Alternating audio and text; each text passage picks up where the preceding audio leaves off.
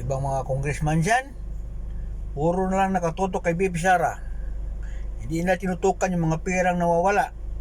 Ngayon, bagong issue ngayon, yung mga programa ng gobyerno natin, nandoon na sa bill ng mga taong bayan. Anong klase panggobyerno to? Pinahirapan nyo ng taong bayan.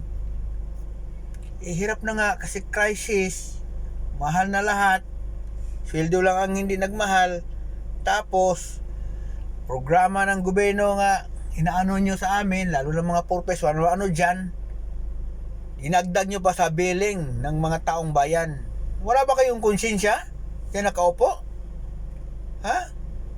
Kayo dyan, lalaki ng mga sweldo nyo dyan eh. Mga sekretary, mga ano dyan, lalaking sweldo nyo dyan, 100,000. Samantala kami, nag-minimum lang ng 600, 500 ang iba dyan. Patapos, dinagdagan nyo pa sa ano, bawat bili namin, may tax o ano, ginamit yung kwarta, may tax, pag sweldo, may mga tax. Pati naman billing ng kuryente ng taong bayan, pinapakialaman nyo, dinagdagan nyo. Wala kayong puso talaga sa gobyerno. Kailan kaya kayo makarma, no?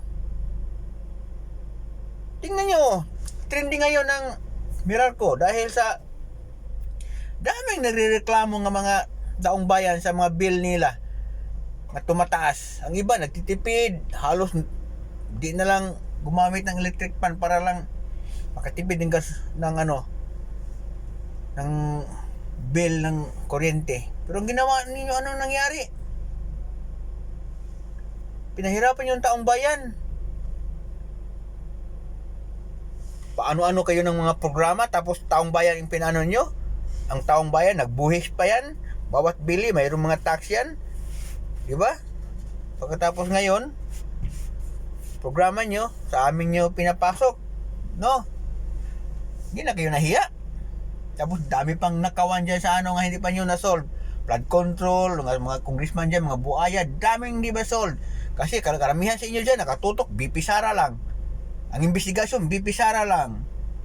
Bakit hindi nyo investigahan yung ano, gold reserve na wala? Saan na punta? Bakit bininta? Anong dahilan? Be, yung pera ng PDIC, nasaan? Dami pang iba dyan. Sa PhilHealth pa nakuha. Nasaan ba yun? Investigahan nyo yan. Mas marami yan. Pampihira kayo dyan. Hindi nyo investigahan, oh. Kasi, alam nyo, pag investigahan nyo, masasabit kayo kasi kasama kayo. Mga puting. Iwan ko, sarap magmura talaga. Hindi na ako magmura eh. Oh, bawal lang kasi magmura kasi palagi na lang ako na ano sa Facebook. Nasopalpal dahil, sus, mo ko. Sarap murahin ninyo eh. Naka-high blood kayo? Hindi na kayo naawa sa amin. Ang hirap namin magtrabaho. Piranggot lang yung sweldo namin araw-araw. Tapos binawasan ng tax, binawasan kung gamitin namin yung pera namin nga sahod. Pag bumili ka rin, mayroon ng mga tax yan, mayroon kayo parte palagi ang gobyerno. Ayun, pati naman bill ng kuryente, dinagdagan nyo. Wala kayong hiya. Sana makarma kayo. Nakainis kayo nga, hayop kayo, trending kayo ngayon. Ang trending ngayon, puro na lang pagmura sa inyo. Tingnan nyo, di ba daming nagmumura ng mga netizen? Minumura kayo. Kasi mga tao kayo nga, walang puso. Sisiguro na yung sarili nyo.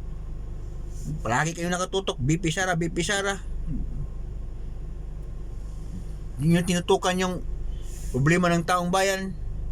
Crisis ngayon, dinagdagan nyo pa ng problema. Dami pang mga nanakaw na pera nawala dyan. Walaste kayo. Sarap nyo batukan eh.